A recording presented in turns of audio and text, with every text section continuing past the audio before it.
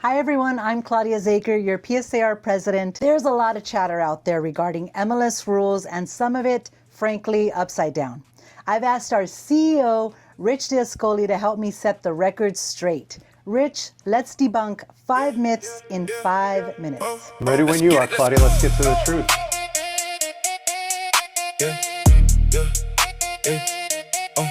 Let's get it, let's go. Let's get it. Okay, Rich, I had an agent pull me aside at a meeting last week and say, and I am paraphrasing, the MLS is just looking for reasons to fine us. What's actually going on? This cracks me up.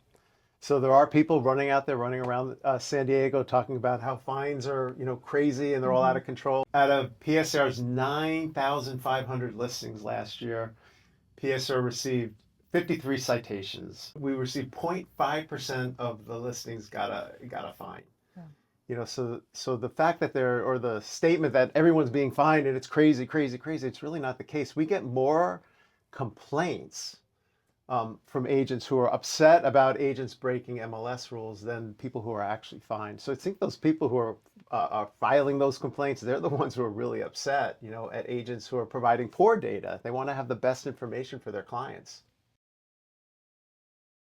Okay, this one I hear consistently. Agents are out here telling sellers that going private is some kind of insider move, like they're getting a VIP strategy. Is keeping a listing off the MLS actually good for the seller? We've always had seller exclusives on the MLS. You could always have that special situation where, you had a high value client or a police officer or a judge, where they needed to have a seller exclusive. Most listings belong on the MLS. You need maximum exposure if you want to get the maximum price for a property. It's kind of obvious. I think there's going to be lawsuits. I think we'll see people, agents getting sued, brokers getting sued, because clients are going to say, hey, did you market my property? And then they got a price that was $100,000 less than maybe what their next door neighbor got. And then you're going to end up seeing them in court. Our MLS is the best system that we have in the world. And I think agents should take advantage of it and should really appreciate it. Agents invest real money in photography and feel like their listings should market them too.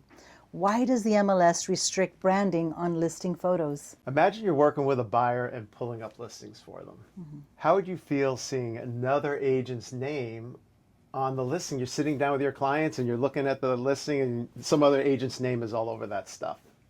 Honestly, that would be frustrating, and that's exactly why these rules have always been in place. You've worked hard to build a relationship with your buyer. You're guiding them through one of the biggest decisions of their life. The MLS has always prohibited listing agent branding on photos, signage and listing images, and self-promotion and public remarks. These rules protect the cooperative model that makes this whole industry work. So Rich, this one has a little edge to it. There's talk going around social media, office meetings, that someone is getting rich off of our listing data. Like the MLS is some kind of middleman running a side business with our information. True or false? This drives me crazy. The idea that a nonprofit organization, CRMLS is a nonprofit mutual benefit, PSAR is a 501c6.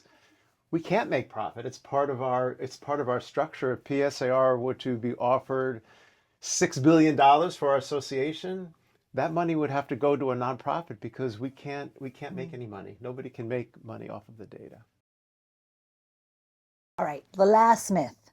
And honestly, this might be the one I hear the most frustration about. Feeling that these rules are being written by people in a boardroom somewhere who had never held a lockbox in their life. Rich, who is actually making these decisions?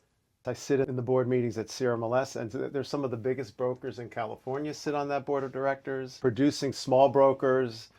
So the people making the decision in these boardrooms are the people doing business every day, and they're making decisions, in the best interest of agents and brokers. So it's a collaborative. The MLS and the associations, our goals are to serve our members and serve realtors. 5 myths, 5 minutes. Rich, thanks for clearing that up, especially the part about how these rules actually protect our commissions and our clients. You know, exactly. The association's on your side. If something is really, really bothering you, don't let it fester. Call the association. That's what we're here for. Thanks for listening. We'll see you at the next meeting. On the floor. Never seen a crew so fly. Yeah, we taking over the town. Watch them throw it back for a stack. Make it bounce for a while.